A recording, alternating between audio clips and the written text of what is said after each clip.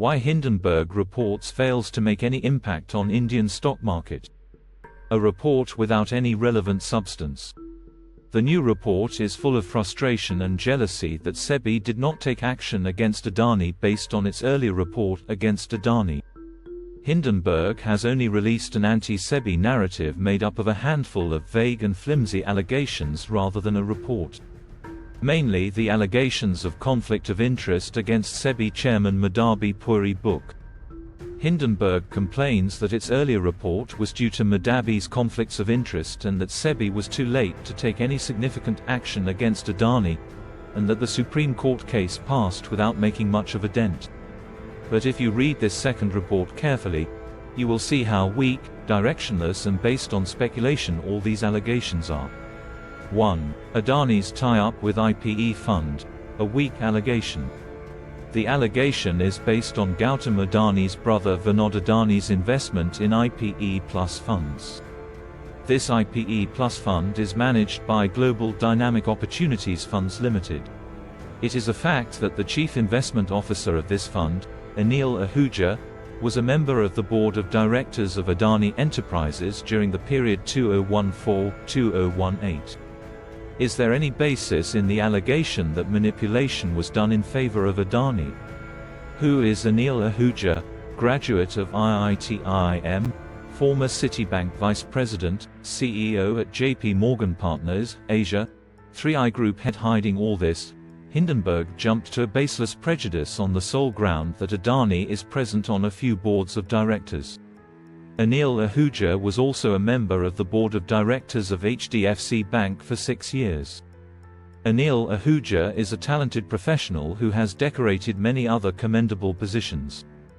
It is prima facie clear that this allegation is nothing more than a conjecture based solely on his position on the Adani board.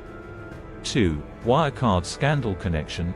The next allegation raised by Hindenburg is that the asset manager of the above IPE fund, 361, formerly IIFL Wealth, was involved in the Wirecard scandal, an old German business scam. The report says that SEBI chairperson Madhabi has an investment in this company called 361, so they should be suspected. But here too Hindenburg has adopted the approach of distorting vague and indirect information for his argument. The allegation revolves around the fact that one Ahmed Shah, the co-founder of the said IIFL, did some transactions on behalf of this firm called Wirecard. The first thing to understand here is that 361 is a huge enterprise with a market value of $4.5 billion. If Madhabi Puri Buha is to be put under the shadow of suspicion just because she is a client of this company 361, then all the clients of 361 have to be suspected. 3. Allegations of personal financial gain. SEBI chairperson Madhabi has been questioned on personal financial gain over her investment in the above IPE fund. It is a fact that Madhabi and her husband have investments in IPE. But it is enough to check the timeline to see if there is any basis for these allegations. Madhabi opens account with IPE in June 2015, on March 2017 she transfers the right to transact in IPE through this account to her husband. In April 2017, Madhabi takes over as SEBI chairperson. At that time they have no dealings in IPE funds. In February 2018, Madhabi's husband withdraws all the said investments.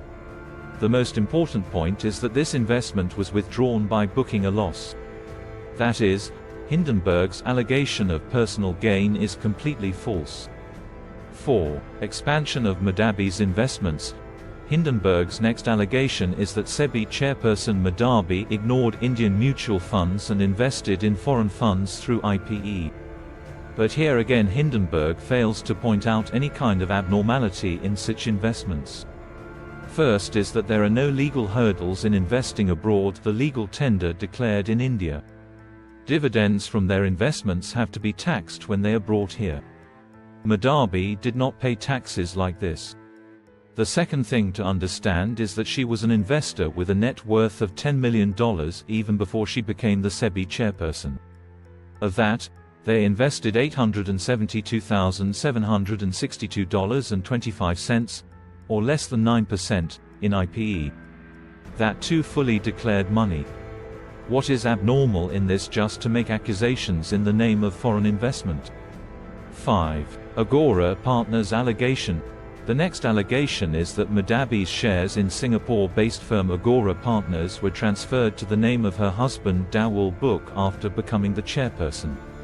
It is not clear what kind of corruption this is alleging. The shares should have been transferred from her name before she became the chairperson, but the transfer was done after her appointment, and no undue profit has accrued to her or anyone else by this action, beyond a mere technicality.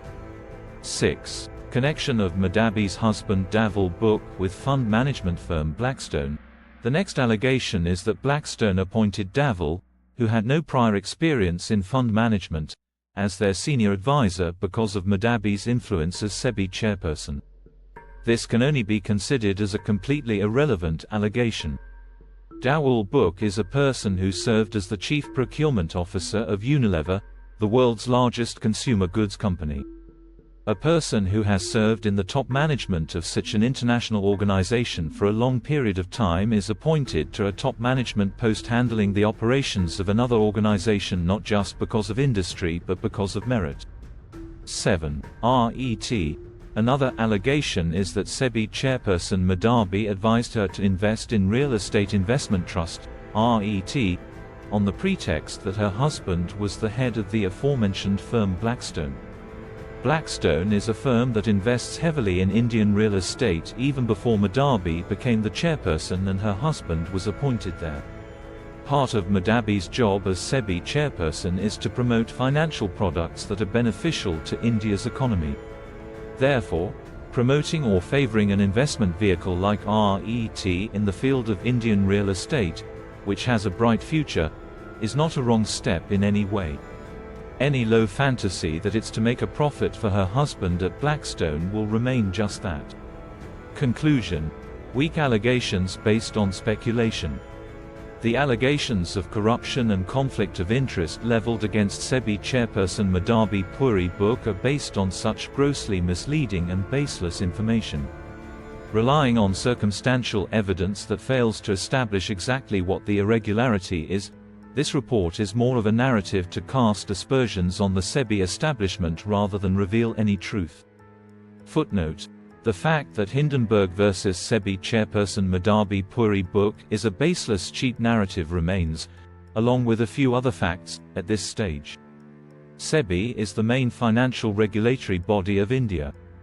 SEBI's primary responsibility is to ensure legality and transparency of market participants. Not only should laws be enforced, but public confidence and courage should be instilled in investors.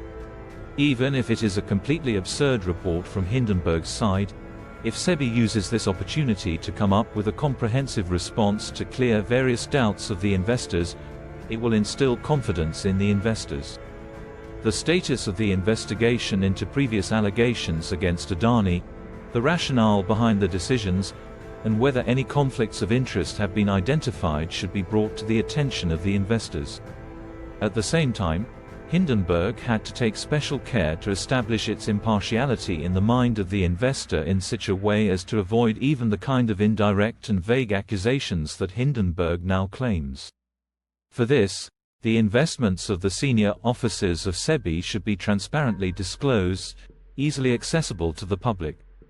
In order to gain the trust of public investors through transparency, care must be taken in each transaction. In this day and age, when people's understanding of every issue greatly influences the progress of the society and the nation, enabling clear communication between an institution like SEBI and investors is not only a matter of credibility of the institution but also of the nation as a whole.